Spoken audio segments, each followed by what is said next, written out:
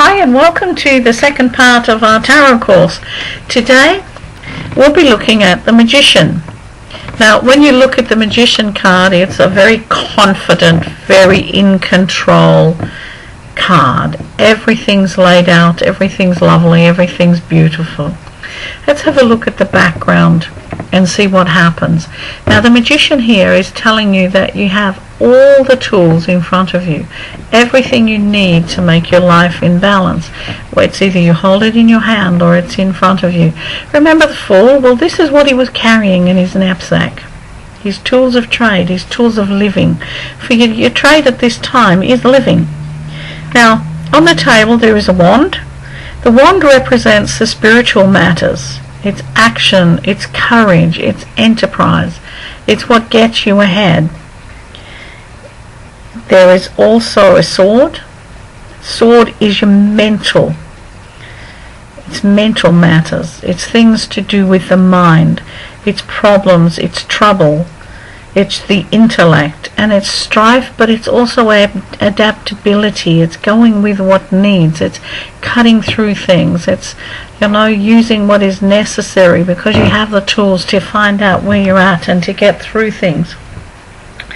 Now, then there's a cup. The cup signifies emotional matters, love, intuition, all of the emotions, marriage, birth, death. Because the cup is like that never-ending cauldron of birth, death and rebirth. The pentacle, it's about physical matters, it's about the body, it's about your money health, it's about material possessions.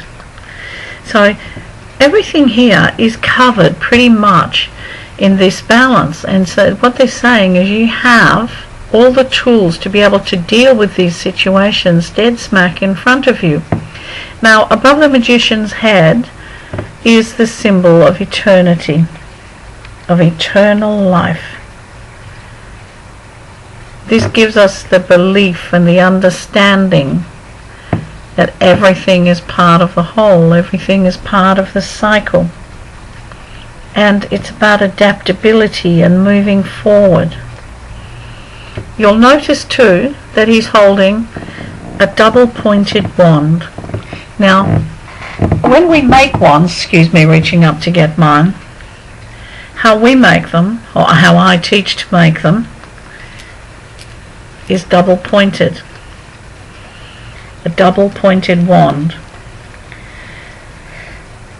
Whoops, she's upside down. Not that it matters, because the crystal energies are fantastic. What the Magician is doing is holding the wand up. The top connects with the higher wisdom, with the Godhead, with the angels, with the greater spirit, with the universe, whatever. It's bringing the higher guidance down. It's the ability to bring heaven to earth. It's the spiritual energy being brought from above to manifest the material desires in the day-to-day world. So it's like as above, so below. Just pop my wand over there. The Magician teaches us to use the Magician within to manifest all of our hopes, all of our desires.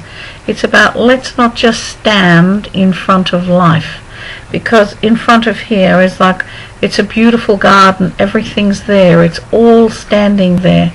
The beauty of heaven is above, the beauty of earth is below. If we just stand in the middle, we're going to drop dead like a weed.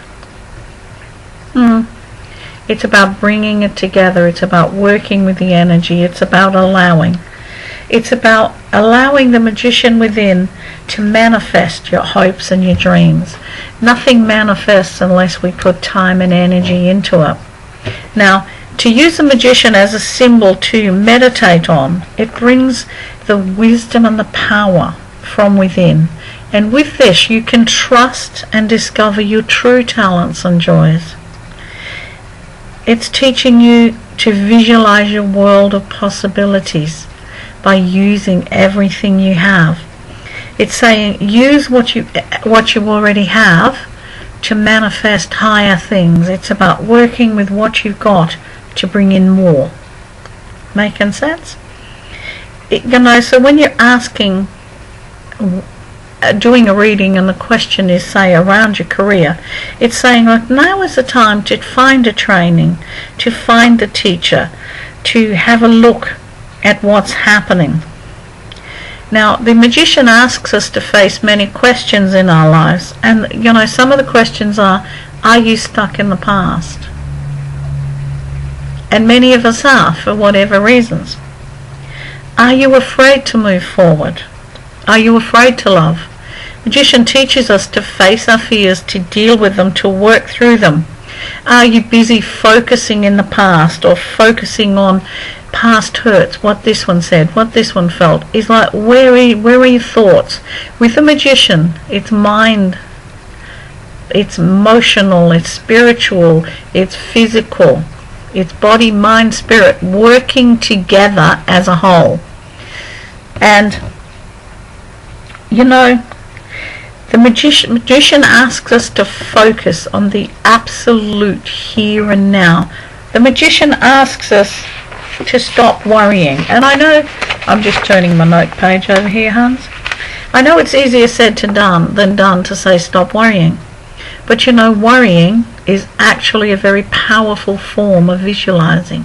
Once you get through into your head that what you really worry about is what you're actually visualizing, and that visualization can help it manifest in your life. Remember that saying, where thought goes, action follows. Now, what the magician teaches us is that we have the tools to change. They're in our own minds, they're in our hearts, they're in our heads, they're in what comes out of our mouths. So it's about working with your thought energy and your heart energy to get this to balance.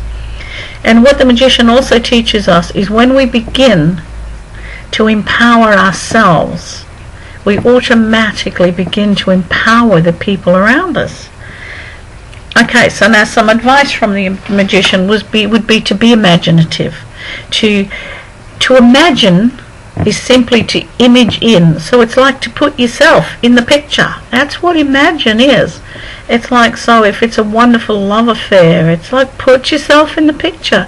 If it's a better job, put yourself in the picture. It's a simple imagine, image in. Okay. Understand, accept, and realize that within you lies a world of possibilities. But you're the one with the key. It's like, trust yourself. The magician says, trust yourself. Trust the universe. Trust whatever you believe to be the creator, God, goddess, image, whatever. Trust it. And look, if you mess up, what they're saying is make adjustments along the way. Go, whoops, bless me. That was not a good thought, or this isn't what I want. Whoops, bless me. Start again. That easy. And the magician also asks us to create our own personal symbols. Now, a personal symbol is something that means a particular thing to you. What is it that makes you happy? Okay, take this pearl. For most people, pearls are the symbol of tears, of sadness. Me, I've always wanted one pearl and one black one, so the black one's coming. Pearls for me represent beginnings. They represent life. They represent the joy at the end of the struggle. This pearl is my magician's symbol. It represents, that grain of sand, which is the troubles and the fights and the dramas we get into, that irritates us and forces us to be the best we are. It produces a pearl. So every struggle produces a pearl of wisdom within. So it's like, whatever is your symbol, work with that. And if it's a Pokemon doll, it doesn't matter. It's your personal thing and it works for you. It doesn't have to work for anyone else. And the joy of the magician is about visualization. It's about weaving your dreams. It's about imaging in yourself. It's about putting you into the picture. A good way to use the magician card, photocopy him. Okay, because you'll be using your cards, and if you're using them on a day-to-day basis, you'll want them available. Photocopy your card, put it on top of, make a picture. And this picture could be the most amazing place, somewhere you want to go for holidays, or a new car, a new house, whatever. Cut out a picture of your head, your face, or photocopy a picture of yourself. Put that in the picture. Sit the magician one on top.